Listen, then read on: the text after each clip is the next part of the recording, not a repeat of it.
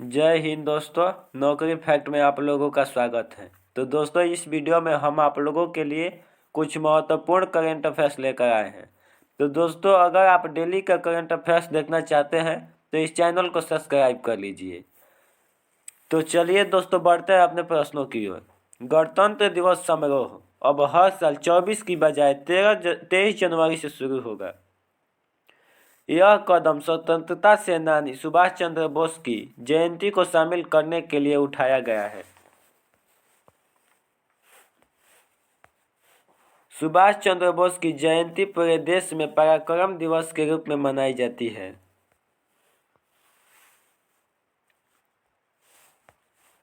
पंद्रह जनवरी 2022 को भारत 74वां सेना दिवस मना रहा है।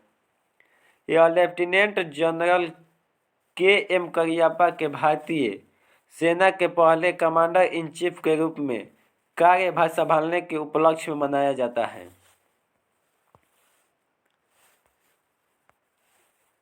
उन्होंने 1949 में ब्रिटेन के जनरल फ्रांसिस बूचर को विस्थापित कर पद संभाला था, जो भारत के अंतिम ब्रिटिश कमांडर इन चीफ थे।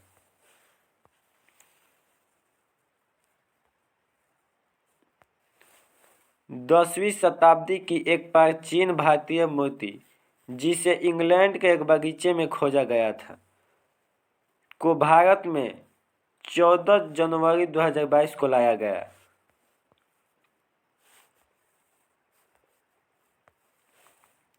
मूर्ति को अवैध तरीके से उत्तर प्रदेश के बंदरगांव से 1980 के दशक में लोखरी के एक मंदिर से हटा दिया गया था।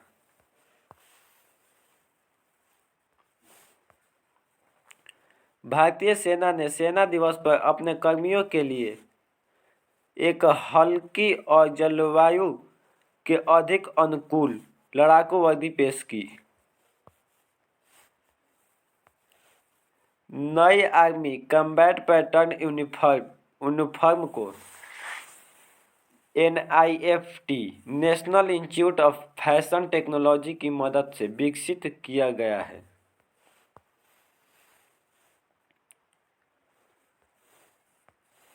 रियर एडमिरल KP अरविंदन ने 14 जनवरी 2022 को नौसेना डॉकयार्ड मुंबई के एडमिरल अधीक्षक के रूप में रियर एडमिरल B शिवकुमार से कार्यभार संभाला।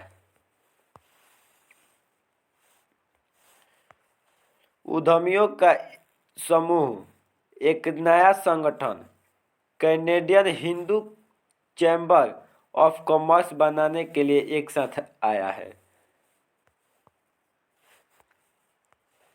इसका उद्देश्य कनाडा के हिंदुओं और उनके आर्थिक हितों का एकीकरण करना है।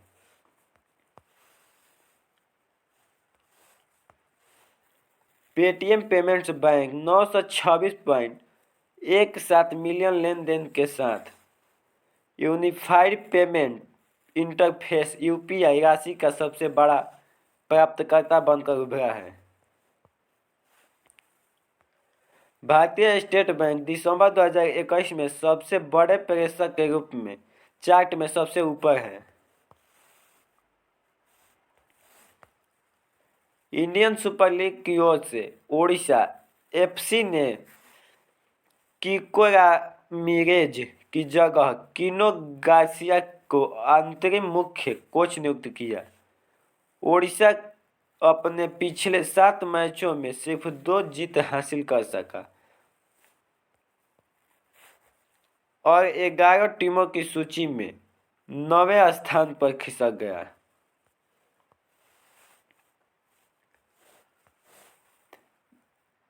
विश्व ढाका अंतर्राष्ट्रीय फिल्म महोत्सव ढाका में कई स्थानों पर 15 से 23 जनवरी 2022 के बीच आयोजित किया जा रहा है। इस महोत्सव में 70 देशों की 10 श्रेणियों के तहत 225 फिल्मों का प्रदर्शन किया जाएगा।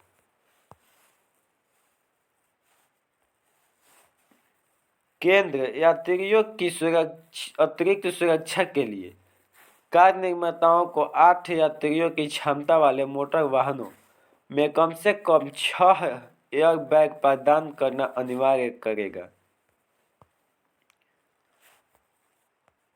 केंद्रीय मंत्री नितिन गडकरी ने 14 जनवरी 2022 को घोषणा की।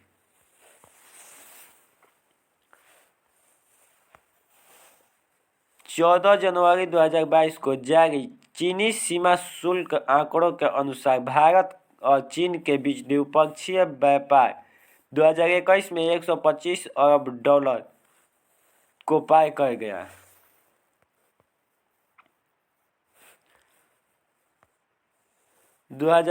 में द्विपक्षीय व्यापार $125.66 बिलियन अमेरिकी डॉलर था, जो 2020 के $87.6 बिलियन अमेरिकी डॉलर के द्विपक्षीय व्यापार से 43.6% अधिक था।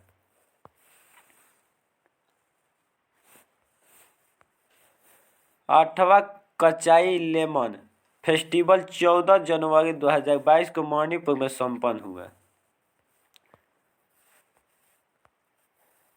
यह उखरुल जिले के कछाई गांव में आयोजित 2 दिवसीय कार्यक्रम था।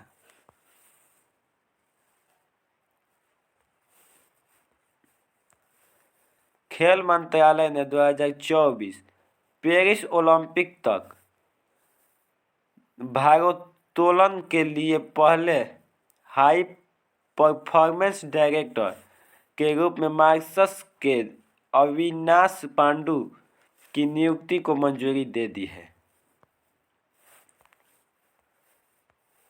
उनकी नियुक्ति की सिफारिश भारतीय खेल प्राधिकरण की विदेशी कोच चयन समिति ने की थी।